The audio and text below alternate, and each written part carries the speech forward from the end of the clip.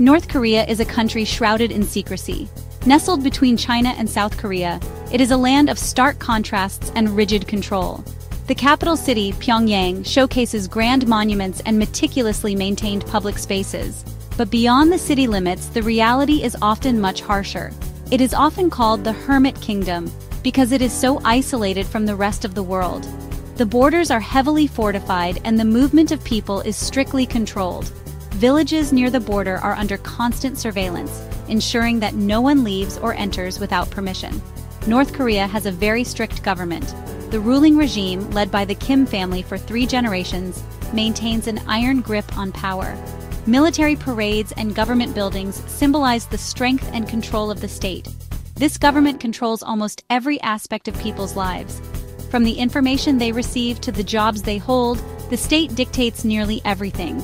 Propaganda is omnipresent, reinforcing the regime's ideology and discouraging dissent. The outside world knows very little about what goes on inside North Korea. Satellite images reveal a country that is dark at night, a stark contrast to its brightly lit neighbors. The closed borders further emphasize the isolation. Information is tightly controlled by the government. State media broadcasts a constant stream of propaganda, and access to the internet is heavily restricted. Only a select few have access to the global web, and even then it is closely monitored.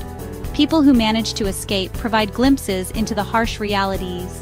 Defectors often speak of severe food shortages, forced labor camps, and brutal punishments for those who defy the regime. Their stories are a rare window into the lives of ordinary North Koreans.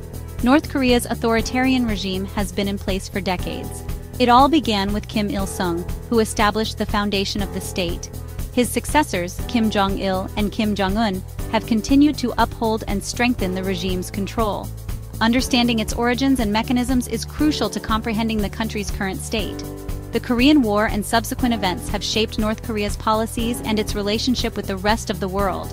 The world watches and wonders about the future of this isolated nation.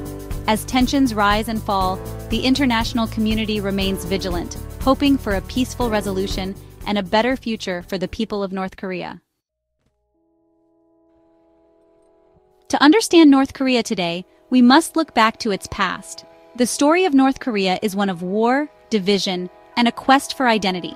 It is a tale that begins in the early 20th century, when Korea was under Japanese colonial rule. This period of occupation left deep scars on the Korean people, shaping their national consciousness and desire for independence. After World War II, Korea, previously under Japanese rule, was divided.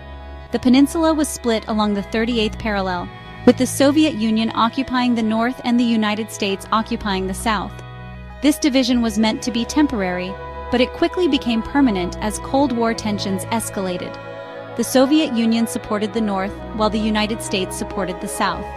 This external influence played a crucial role in shaping the political landscape of the Korean peninsula. The north adopted a communist government under Kim Il-sung, while the south established a capitalist democracy. This division led to the Korean War, which lasted from 1950 to 1953. The war was brutal and devastating, with millions of lives lost and cities destroyed. It was a conflict fueled by ideological differences and the desire for unification under opposing regimes. The war solidified the division of the Korean peninsula. The Armistice Agreement in 1953 established the Korean Demilitarized Zone, a heavily fortified border that still exists today. This division has had profound implications for the Korean people, separating families and creating a sense of perpetual tension. It also left North Korea with a deep distrust of the outside world, particularly the United States. The North Korean government used this distrust to foster a narrative of external threats and internal unity. Propaganda became a powerful tool in maintaining control and justifying the regime's actions. The war's devastation created an environment of fear and uncertainty. The destruction of infrastructure and the loss of life left deep psychological scars on the Korean people. In the north, this environment was used to justify the government's authoritarian measures and to rally the population around the leadership. This allowed the North Korean government to justify its tight control over its citizens. The regime portrayed itself as the protector of the nation, using the threat of external enemies to maintain its grip on power. This narrative has been a cornerstone of North Korean policy ever since. It claimed this control was necessary for security and stability. The government argued that only through strict control and unity could North Korea defend itself against foreign aggression. This has led to a highly militarized society, with significant resources devoted to the military and defense.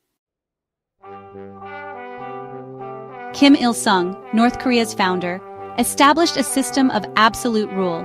His vision for the country was rooted in a strict, centralized form of governance that left no room for dissent or opposition. From the very beginning, Kim Il-sung sought to create a society where loyalty to the leader was paramount, and any form of resistance was swiftly and brutally suppressed. He promoted a personality cult around himself and his family. This cult of personality was meticulously crafted through propaganda, education, and public displays of loyalty. The state-controlled media constantly glorified Kim Il-sung, portraying him as a benevolent and wise leader who was the savior of the nation. Schools taught children to revere him from a young age, embedding his image deeply into the national consciousness. This cult presented them as godlike figures deserving of unwavering loyalty. Public displays of loyalty were not just encouraged, but mandated. Citizens were expected to participate in mass gatherings, where they would bow and pay homage to the Kim family. These events were designed to reinforce the idea that the Kims were not just political leaders, but almost divine figures whose authority was unquestionable. Kim Il-sung's son, Kim Jong-il, inherited this system. When Kim Jong-il took power, he continued to build on his father's legacy. He maintained the personality cult and further entrenched the family's control over the state. Kim Jong-il was often depicted in military uniform, emphasizing his role as the supreme commander of the armed forces. He further tightened control, emphasizing military strength and self-reliance. Under his rule, the military became even more central to the regime's power. The policy of Songun, or military first, was introduced, prioritizing the needs of the armed forces above all else. This focus on military strength was intended to deter external threats and maintain internal stability. The current leader, Kim Jong-un, continues this legacy. Since coming to power, Kim Jong-un has shown a similar commitment to maintaining the family's grip on power. He has continued to promote the personality cult, ensuring that his image is omnipresent in North Korean society. Public speeches and appearances are carefully choreographed to project an image of strength and authority. This dynastic succession has cemented the Kim family's grip on power. The seamless transition of power from Kim Il-sung to Kim Jong-il, and then to Kim Jong-un, has reinforced the idea that the Kim family is the rightful ruler of North Korea. This dynastic rule has created a sense of continuity and stability, making it difficult for any alternative power structures to emerge. Each leader has reinforced the authoritarian system, making it increasingly difficult to challenge. The regime's control over the military, the media, and the education system has created a society where dissent is nearly impossible. Surveillance is pervasive, and any signs of disloyalty are met with harsh punishment. This legacy of control has ensured that the Kim family remains at the center of North Korean life, with their authority unchallenged and their power unbroken. The North Korean government uses propaganda to maintain its power. State-controlled media glorifies the leaders and demonizes the outside world, particularly the United States and South Korea. Citizens are constantly bombarded with messages of patriotism, loyalty, and self-sacrifice. This creates an atmosphere of fear and obedience. It also makes it difficult for people to access alternative sources of information. A life-controlled everyday restrictions. Life in North Korea is, well, strictly controlled. The government dictates where people live, work, and even what they can wear. Freedom of speech, assembly, and religion are severely restricted. Access to information from the outside world is limited. Citizens are only allowed access to state-approved websites and media. Travel outside the country is rare and requires special permission.